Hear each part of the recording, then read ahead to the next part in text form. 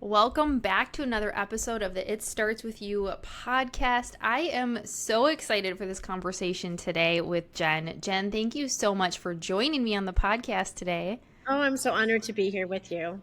Oh my goodness. And we were chatting so much before I hit record. I was like, wait, we need to start capturing our conversation I know. because we had so much to chat on. So, really excited for a conversation with Jenn today, talking about several different things. But one of the things we really want to talk about is resilience and why this is so important.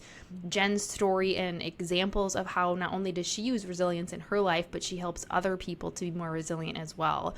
So, meet Jenn Gulbrand, Corporate Dropout Gone Goddess. I love it. What an intro there, Jenn. I know, it's so fun, isn't it? So fun. Jenn's journey from corporate executive to soulful leader and transformational change maker is truly inspiring. After childhood trauma and personal loss led Jenn on a deep healing journey, she founded SheBreathes Women's Collaborative, the WeBreathe Wellness Center, and eventually the WeBreathe WellBeing SoulSanctuary 501c3 nonprofit, where she builds heart-centered community and holds space for personal growth and healing. As an individual contributor, Jenn is an author, speaker, coach, and full spectrum healer. Her powerful storytelling in Embody Your Essence and the SheBreathes Soul Stories anthology has helped countless others find healing and connection. Join Jenn in raising the collective consciousness, one of my favorite words, consciousness, and creating a more compassionate and resilient world. What an intro! Right? Thank you for that. I don't even have to talk. You said it all. Boom, that's it. That's the episode. That's the episode, folks. Jenn, we've worked together in the past. I've known you for a while, but I feel like every time we talk, I get like a little bit more of, whoa, what in the world is Jenn up to today? Because you have so many amazing things. So first, I just want to start with sharing all those things and what you've all been able to bring into the world. Give us a little bit of background of what even led you into this space now of helping people with this. Okay. So as you mentioned, I'm a corporate dropout. I basically spent, oh my gosh, 35 years in leading businesses in the health and wellness space. And I always like to say it fed my family and it supported a lot of people, but it didn't necessarily feed my soul. And it took me a while to kind of come to that place of understanding that there was something else out there for me. And it actually took a pretty big life event where one of my best and closest friends was diagnosed with non-smoking lung cancer. And it kind of just changed my worldview of everything. And it made me really dig a little bit deeper into my own soul to figure out what it was that I was meant to be doing here. And so at that time, that's when I still had my business and I opened up this women's center. And I guess for the next 3.5 years, I ran both the women's center at night and weekends and my corporate business during the day. So that was a little crazy.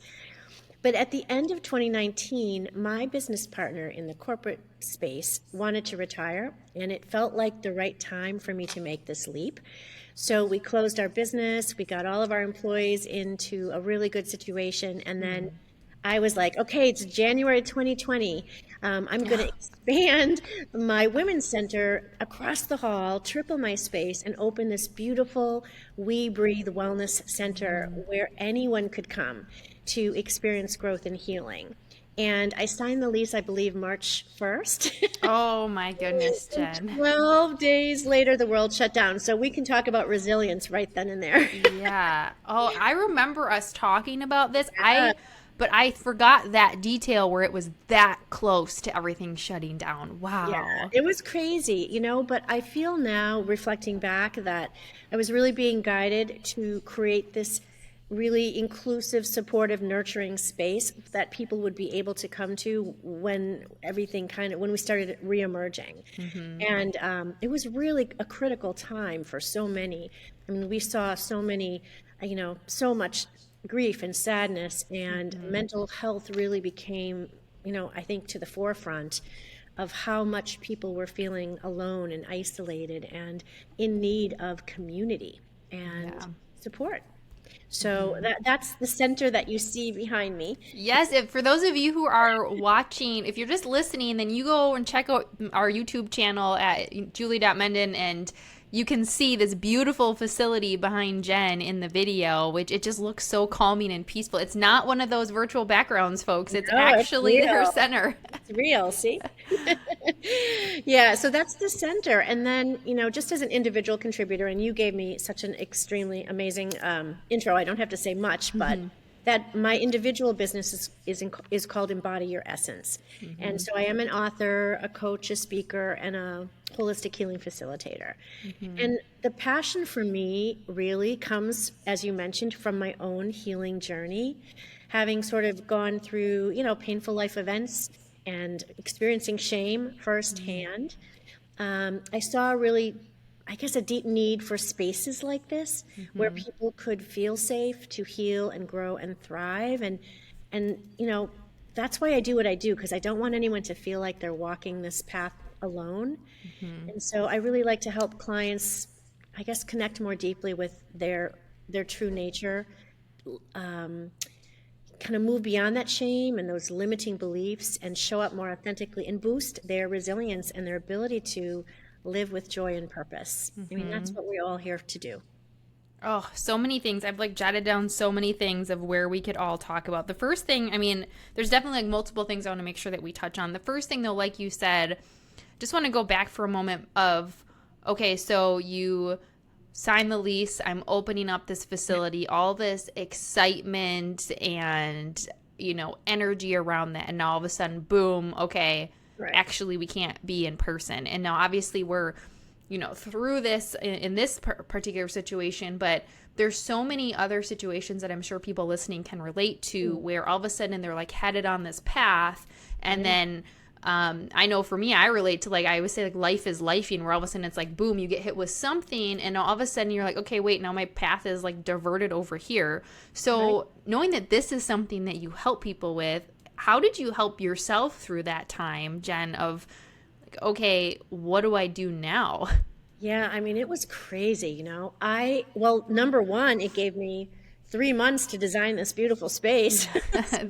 So that was kind of cool. No, but I think it gave me time to reflect on what was most important to me and what my why was, why I was driven to create this space, and how I could, carry my own experiences forward. I actually, during that time, wrote my first book, Embody Your Essence, kind of because I was going through my own process of unraveling, right? Shame, limiting beliefs, things that had happened to me in my life, and kind of better understanding how they had shaped me and my decisions. And so I wrote this book during COVID, and it was really more for my own healing.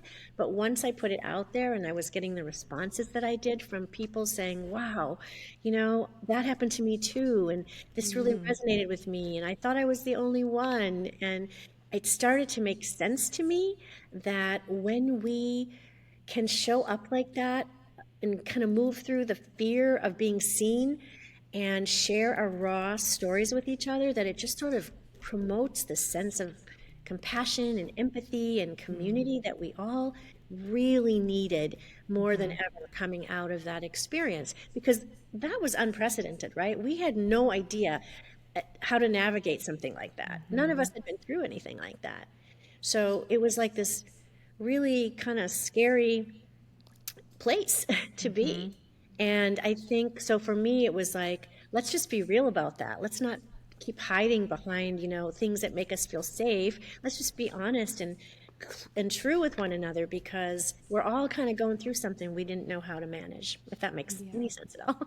Yeah, it makes so much sense. And I mean, a couple of the things that I was just pulling out from what you were saying was how amazing that what you were able to do in the time of, and I'm sure you had moments where you're oh my gosh, what am I gonna do? Right. And also, the words, the reframe, I talk to clients about this all the time, how can we reframe our thoughts around it versus, oh, this is the worst thing, the world's out to get me, versus, wow, what's the opportunity here? And so it sounds like you really optimized the opportunity. I mean, to write a book, to design the beautiful space, to get clear on your why. You took that time to go, how else can I look at this situation that I don't have a lot of control over what's happening, but I have control over my response? Absolutely, that is so important, right?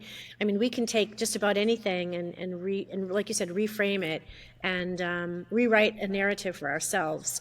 And I think that's a skill that we want to be teaching other people, right? That not every you can always find something positive to be grateful for, and there's just nothing that we can't work through. And by the way, everything's sort of impermanent anyway, right? So even the tough stuff that we deal with, it's going to shift and change over time. So just kind of remembering that and coming to center and looking at, to your point, how am I going to respond to this situation? How can I shift the narrative and look at it through a different lens and make something good out of it? And that's not always easy to do, but it usually gets us to a place where we feel more empowered instead Yeah. of victimized. Yeah, and this is, I mean, I've had so many conversations. This is so relevant to so many people, again, with just personal lives of things that happen.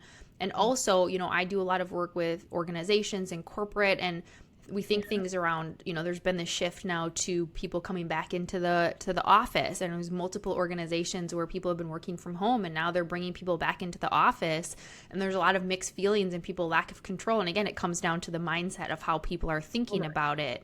And then from, I work with entrepreneurs and small business owners, and this has been a tough year in business for a lot of people, and there's a lot of unknown. And again, so there's just all these different situations where we go, we can feel the feelings, like feel the things, acknowledge it, and also, how can we come at it from the, like, okay, what's within my circle of control, which is how we really show up to that situation. It's so true. There's this, we're so socialized to kind of respond to what's happening out there, the external, the things we really can't do anything about. So it is all about kind of going internal and rewiring your brain and your thought patterns and your responses to what you do have access to control, which is basically you and how you feel and how you respond and how you act upon and behave, right? So it's like a kind of a shift from how we're raised to always look out there. Well, how is that going to impact that person or this person, and how are they going to respond to me? But we don't really have a whole lot to say about that. So it's really an inside job, right? Yes, it is. It's just, I'm chuckling because I was just speaking at a conference, and I was talking about the power of presence. We were talking about confidence, and one of the things I said is, like, no one can bestow it upon us and say, boom, like, you have it. I said it's an inside job, and it's the same thing with resilience and things like that. Is you can see how other people are doing it, but no one can come to you and just be like boom, I'm gonna make you resilient. Like that's it's got to start with you taking that. Absolutely. The name of your podcast makes a lot Yeah, right. I feel like it always comes back. I'm like, I feel so like I well named it, because I feel like I end up using that phrase a lot. So I want to hear a little bit about embody your essence, because so you're going through this phase of, okay, I open my center, and now I'm working in resilience, and I hear you talk about what does it mean to embody your essence, and you wrote this book. So tell us a little bit more about the book, but also what does that mean for people? Because then I think when we hear it, it sounds almost grandiose of like, okay, what does that mean for me? Yeah. Well, I'm going to look at it. I'm going to grab it and tell you. Look at it, and it's so pretty too. Your essence. No, I'm teasing. It's really about referring to your sort of divine reason for being here, and it's being able to fully embrace who you are from the inside. We know our true nature. We know what our true whole essence is when we quiet ourselves enough to listen to it instead of what everyone else is telling us it should be. So to embody your essence is to really fully embrace who you are at your deepest levels, if that makes sense. And when we can do that, when we can tap into sort of our divine inner knowing, I think that's when we can really embrace who we are, and hear from ourselves to ourselves who we are, why we're here, what we're meant to do with our lives. And you just get this clarity, right? And I think we're all searching for that, but we grow up with a lot of beliefs bestowed upon us, to your language, and And we kind of absorb that, right? We absorb these things that are said to us about us, the positive things and the negative things, and they become our belief systems. But in essence, they also become our blocks. Right? Yes. They keep us stuck in those patterns, those repeat patterns. And so when you can step back and embody your essence, you kind of, what's the word I'm looking for? You're kind of unraveling all of those stories, and you're deciding to rewrite your own narrative based on who you know yourself to be. And I think that's not something that happens overnight. We wish, right? It's like, oh, snap our fingers and Right? We wake up one day. I mean, for me, I was in my early 50s when I was like, wait a minute, I want to better understand myself. And that's another thing I write about. We focus on how can we be understood by everyone around us, when in essence, we really need to understand ourselves first and foremost. And that's what this embodiment is all about. It's also the other piece of it that I would add is many of us walk around very disembodied. We are programmed to, listen to our beautiful brains, and they are so powerful, right? They help us solve problems and be strategic and think through, where we want to be. But we can't just live from our neck up. We are a body. We are an energy. And everything, our bodies, the book, our body, keeps the score. There's so many books about this. And I think this is where well-being is really taking a shift now, is you can talk for 20 years about your problems and the things that may have troubled you, but it's recorded in your bodies. yeah. So we want to learn how to drop from our busy, beautiful brains into our hearts, into our bodies, in order to become the whole being that we are. And that's why we do all these things like energy work and somatic practices and movement, right? Because our bodies are waiting for us to reconnect to them, so that we can fully heal and fully release whatever those limiting beliefs and those stuck patterns are. And hopefully that's not too woo-woo for people, because I mean, honestly, this is, I think, changing our mental health and well-being is changing, because we're starting to understand that we are one big whole being, and we have to work from, the head down Yep. into the heart, into the body, and move that stuck energy.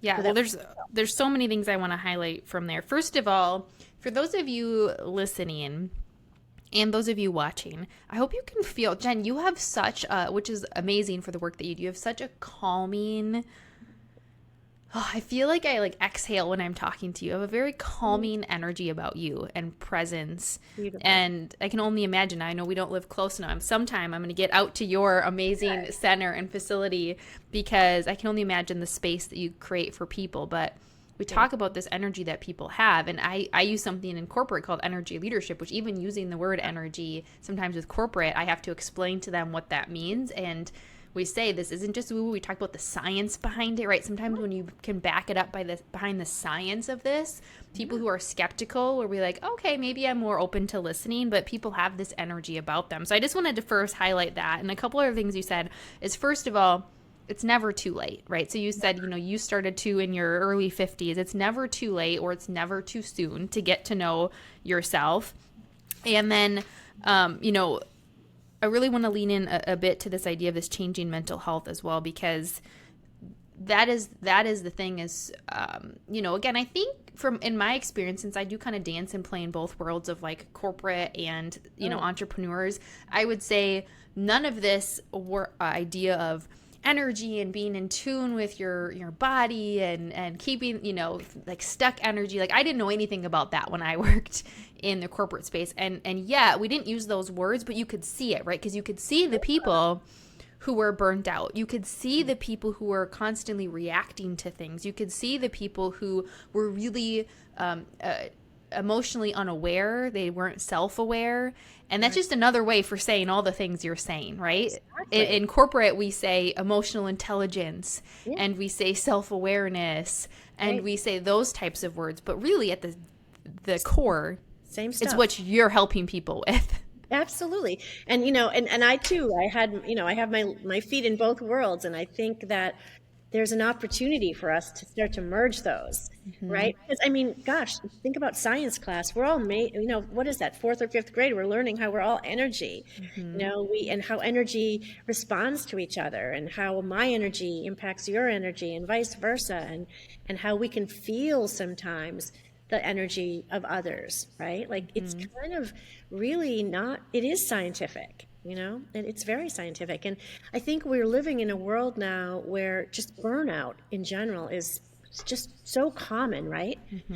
And I think there's an opportunity for us to really shift our gears and start to explore how we can move from being depleted to embracing a more vibrant life. And Mm-hmm. I mean, we talk about resilience, and it's really just this ability to bounce back, right? To Mm-hmm. bounce back from challenges and setbacks, like when COVID shut us all down and we were like, now what? But the reality of resilience and is that and therefore our overall well-being is it's really actually determined by how well we learn to recharge ourselves. But we're Oh. so programmed to endure, to keep moving, to keep pushing through the trauma, the stress, the pain, the workload, because that's how we're socialized. And Mm. and then we end up we burn out, and we are a big ball of stress, and we can't, we have dis-ease, right, Mm-hmm. in our system. It just, Mm-hmm. it's kind of an unavoidable part of being human. But the beautiful thing to note is that stress does not have to overwhelm us, and we can learn strategies to manage our own stress, to learn how to recharge ourselves so that we can build our resilience and really thrive in the face of everyday life. I mean, Mm-hmm. that impacts all of us every day. I don't think there's a person on the planet who doesn't find themselves sometimes just feeling like they can't move forward. They're stuck, they're burnt out, right? They're unmotivated. Mm-hmm. But that's just an opportunity, as you mentioned, to Yeah. learn more about yourself. Well, what can help me? Is it taking a walk outside at lunch? Is it learning how to breathe? Is it Mm-hmm. meditation? Is it mindfulness? Is it dance and movement? Is it being with people who lift me up? What is it that Mm-hmm. works for us as individuals? And then do more of that. Yeah. Oh, I tried to jot it down. I love that. I just want to reiterate that for Yeah. everyone when you said this idea of resilience, right? Because I think if you're, many people at least hear resilience and I often associate it with bounce back. Like, how do you bounce back? But I love what you said. It's how it's, in a summary to the beautiful way you said it, is it's how well do we learn to recharge ourselves, Yeah. Not to endure. not to endure. Yeah. That one really hit me. I was like, oof. Because, Right? like you said, many of us are programmed to keep pushing through, and we actually almost seek out opportunities of where people like, keep pushing through, and it's like, well, look at them; they just keep pushing. No. And that's so interesting because I was just recently at a retreat, and there's a mindset coach there, and we were talking a little bit about this, and he said something similar. But there's this idea of people have to have experience enough pain where they actually take action. Yes. And it's like, how much pain are you willing to essentially have until you decide to make a change? And I kind of joked. I said, I must have a high pain tolerance because sometimes I will push through and endure until my body is finally like, Julie, red flag. Exactly. And that's the thing. That's what happens, right? That's stress. That's your Hmm. body kind of going, warning the bell to be like, "Hey, how am I going to get you to see that you need to stop whatever this behavior is, right? I'm going to Hmm. make your heart race. I'm going to make you sweat. I'm going to make you Hmm. really tired, or you're not going to want to eat, right?" These are like Hmm. warning signs from our body that something is off balance, out of Yep. alignment. And we don't often listen, but we need to learn how to do that. We need to Yeah, listen. a little sooner before it's like it's like, oh, that didn't do it for you, then I'm gonna give you something bigger and bigger Right. and bigger until it's like it's gonna Yeah. totally stop you in your tracks. And that's oftentimes where finally people start to listen. Our bodies are so full of wisdom, right? So we want to be embodied, not disembodied, and not disconnected. What do you see? So I want to talk about when you talk about when you see people do this, because obviously you work with people in multiple different ways to help them to be able to do this. When people start doing this work, Jen, what do you see? Like, what differences do you see? What do you see happen for them when they start to do this type of work? Wow. If I were to, you know what? I think it's this idea of being, it's self-empowerment. It's recognizing that they have the ability, I don't like to use the word control, but they have the skills, the tools, the strategies to be fully empowered to, every day is a choice. Sometimes we make, really good choices and sometimes we don't. But the fact that they are, it, you know, it's like self-actualization, right? I have the power to make the choices for, I create my reality, all the phrases that we hear, right? So it's this recognition that I don't have to be a victim. I can take my power back. I can reclaim my life, my purpose. I can embrace the joy of living instead of feeling squashed by it. It's this like recognition, this empowerment. I think that is to me what I see the most. That's like when the light bulb goes off, that I don't have to wait for somebody else to reach in. Like you said, nobody has a magic wand to say, Julie, you're 100%, you know, Yeah. where you need to be. We have to take that power back. We have to reclaim it. We're all worthy and deserving of feeling joyful and fulfilled and, you know, full. I don't know. So even that word joyful, it's so interesting when I think how rare it is to actually hear that word. I feel like it's, when we think of even just in the simple sense, you ask someone how they're doing and they say, "Oh, good," or fine, or tired. Yeah. We rarely actually encourage, I feel like, Right. joy. Like, Right. and it's almost like sometimes I don't know if you experience this, but it Out almost of it's like, reach, right? yeah, it feels so out of reach. And so like if you feel like somebody is saying like or demonstrate embodying and demonstrating joy, it's almost like people are skeptical of it or almost like angry at them. I don't know. Do you see that? Yeah, I mean, it's something we're striving for. I don't think I know a human being on the planet who feels this way every day of every moment of of their life. I think it's something we're striving for, we're reaching for because we know it's there for us and that we can create it and we can find more balance in living. And there's always going to be, as human beings, there's always going to be ups and downs. It's just the way our existence unfolds. But we can, like we talked earlier, we can choose how to respond to it. We can choose our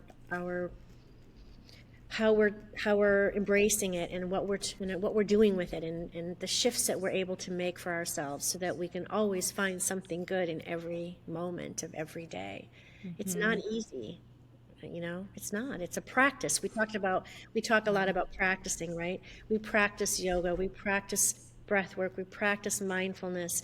These are things that are, we know they can help us. Some days it's going to go, some days you might be able to meditate for 20 minutes. And the other you might be like, sorry, I'm too in my head today. And it's like, okay, no worries. Like don't be self-critical. Just let go of that judgment and that attachment and try you tomorrow.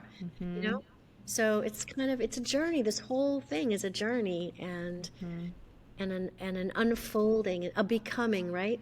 We are all becoming who we want to be. And I don't think we ever finish. Right. It's just healing. It's an ongoing experience. Going.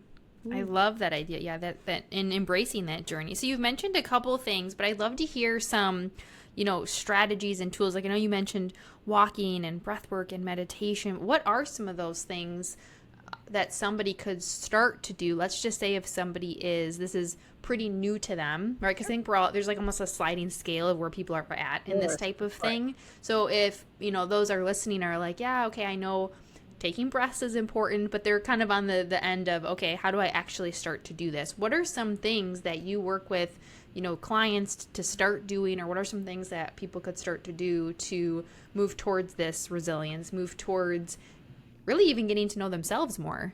Yeah, that's okay. So, well, the first thing I want to say, so I don't forget, is I actually have an online course library called Resilience. I think the URL is Whole Body Well-Being for Life, and I We'll put it in the show notes too. yeah, For sure, but I took that very approach. Like, what do people need who know nothing? And I have a whole course in there, and they're really easy, like short, easy little videos and activities. But first, I talk about stress and how it impacts you. Right? I think number one is to identify how does when you're out of balance, how does that show up for you as an individual? Right? Because for how it's going to impact you is going to be different than how it shows up for me. So that self recognition of this is what's happening in my body when I'm out of alignment. And then what kinds of things work for me? Does it work for me to, spend time with a friend, to take a walk, to go to a yoga class, to move my body, to, be more conscious of what I'm eating? What works for me as an individual? And to kind of start to track that for yourself and then explore some new things. Like maybe you've never learned breath work. So I can tell you that every coaching client that comes to me, almost 99% of the time, I'm starting by teaching them how to breathe. Because we don't breathe properly, right? Especially when we're stressed, we breathe up here from our chest, and we want to teach people how to do deep belly breathing, using their abdomen and then bringing the air up and then exhaling it. So learning how to breathe, you can do that anywhere and nobody even has to know that you're doing something, right? So you could go to my resilience library and take a breathwork course, or you could just get an app, download an app on your phone and just practice breathing, right? Learning how to guide yourself from a state of crazy down to a state of calm, simply using this tool that we all have, our breath. And that is, I would say, number one, learn how to calm your nervous system by taking deep breaths. That would be my first, that's the first thing I teach everyone. Definitely finding some movement in your life. And, everyone's going to be different. Some will want to walk outside. Some will want to go to a fitness class, a yoga class, a qigong class. What do you like? Explore them. See what works for you. Your body wants to be moved. It doesn't want to be sedentary at a desk every day. There's so many things. I think that it's really a self-exploration. Just start to experience different things and then identify what works for you. I think the biggest message I would have around this is to practice self-compassion as you go on this journey, right? Give yourself the space and the grace to kind of see what unfolds for you. Some things will feel right, some things won't. And that's okay. There's no right or wrong to learning what recharges you. It's a kind of a science experiment again. Like, just explore things and then figure out what works for you, what brings you back to center, and do more of that. And then build routines into your life. Set like little morning practices or evening practices or even the middle of the day for 5, 10, 15 minutes where you're focusing only on being present in that moment and re-nourishing yourself. It can be a game changer, right? In the middle of a crazy day, to give yourself 15 minutes, like it makes such a difference. What I love about, oh, sorry, go ahead. Go ahead, you go ahead.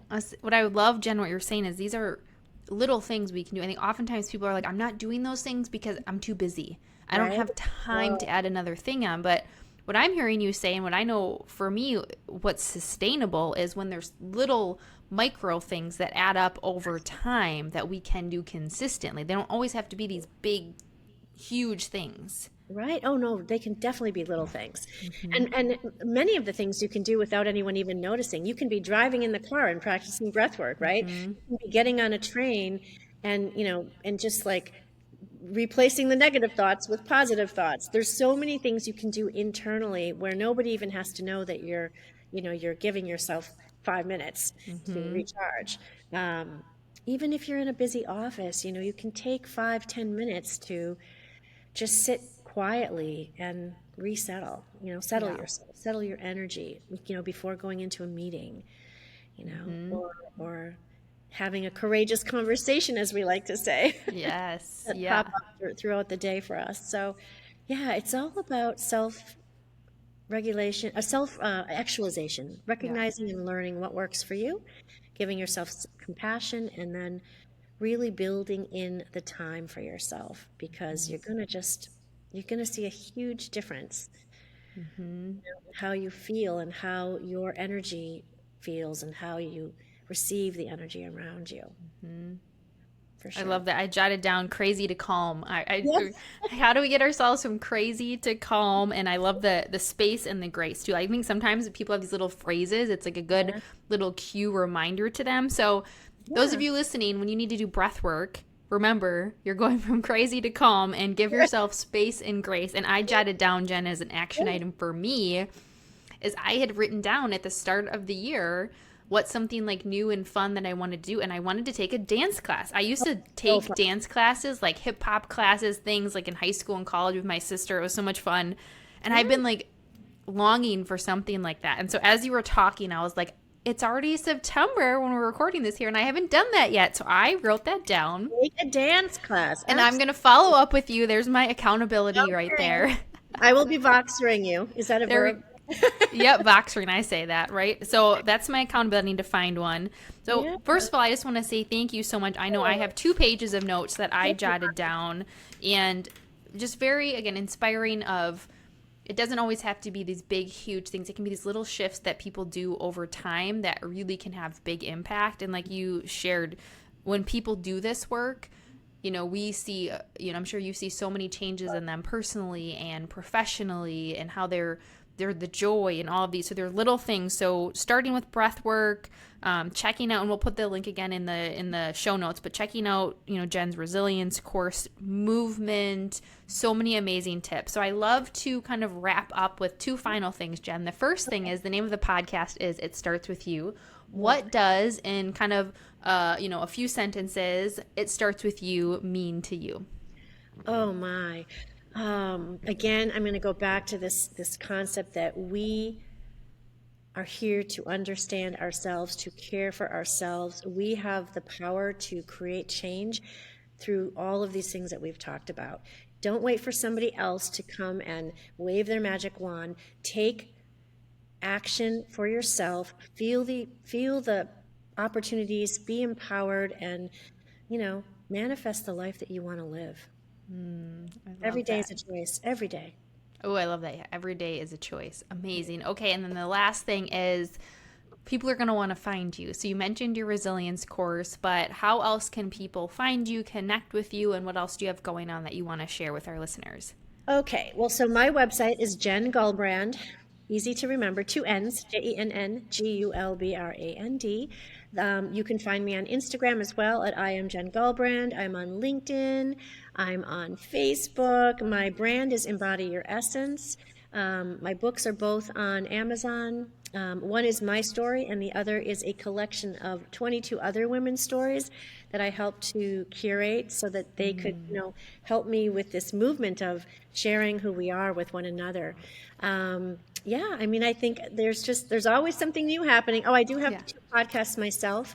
I have the High Vibes and Grateful Heart, and then I have the Soul Stories, SheBreathes Soul Stories, that we started this past year. And it's just amazing to hear people, finding their courage and speaking their truths and connecting with one another in that way. So I'm all over the place, Julie. Love it. Thank you so much. Right, Jenn, you don't have anything going on. You're not busy at all. So Jenn can be a lesson to you if you're someone who's saying, I'm too busy to do these things. Well, Jenn's running a center, and she's a speaker, and she's got books, and she's got podcasts, and she finds these, what I call sometimes micro moments, to make sure she pours into herself. So Jenn, thank you so, so much for being on the podcast, for this amazing conversation. I always appreciate when we connect. And thank you for those of you listening. And please, share this. Let us know. Reach out to myself, reach out to Jenn, and let us know what you're taking away from this episode. Maybe put some accountability in for yourself of what's something that you're going to be working on. And remember, just like Jenn just said, every day is a choice. It is. Thank you, Julie. So honored to be here with you. Thank you.